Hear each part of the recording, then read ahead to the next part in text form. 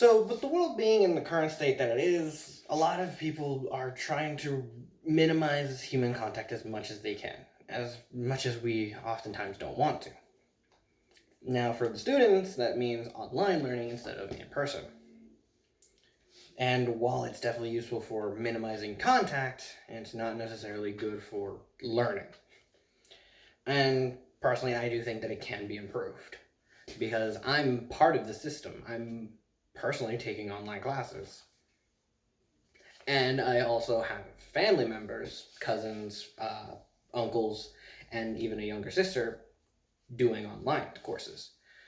And I want to see all of us succeed because it's, in the case of my uncles, their present, in the case of my sister, her future, and mine as well.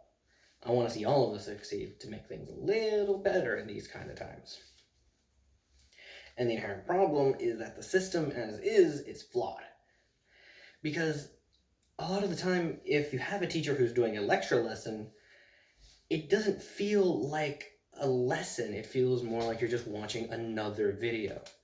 And not everybody engages well with those. In fact, a lot of students are able to get away with being lazy and using certain tricks that a lot of older teachers aren't aware of, and as such, they're getting away with being lazy.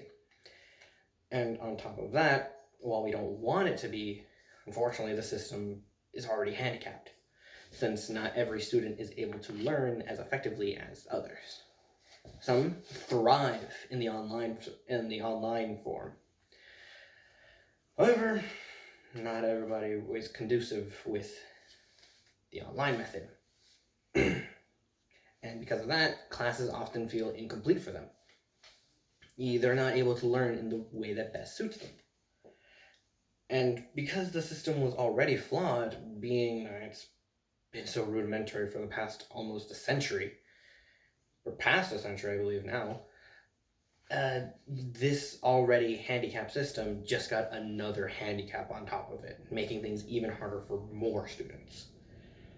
And on top of that, a lot of teachers either have very loose methods of teaching or very rigid.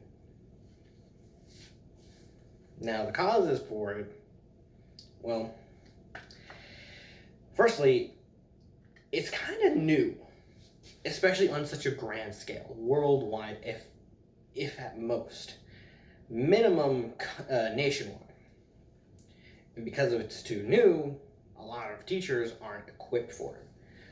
Their webcams and other teaching methods are rigid. They're too sloppy. They feel like trying to watch any video at very low quality, where you see just a bunch of squares moving on a screen with little idea of what's going on.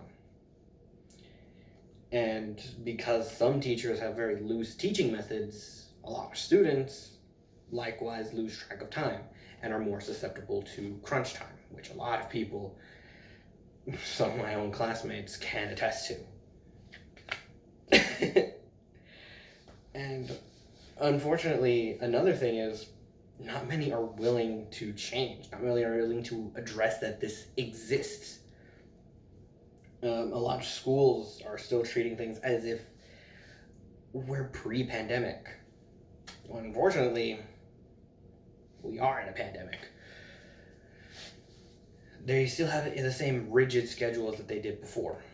And on top of that, deadlines have the same penalties with oftentimes no leeway.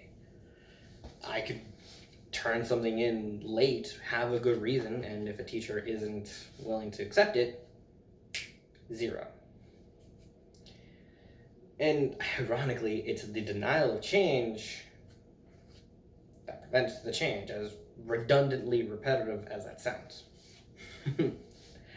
Now, as it stands, it's not going to work. But I do think that there is a way to fix things.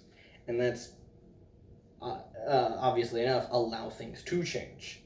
Improving equipment for the teachers and for the students, possibly allowing for better laptops, better listening equipment, headphones, potentially renting of routers. Also creating safe spaces within some larger buildings where you can minimize contact, like the library. ironically. And as well as allowing for the teachers to use other forms of teaching. Something like some smaller videos or more flashy videos that will get the message across and teach and entertain.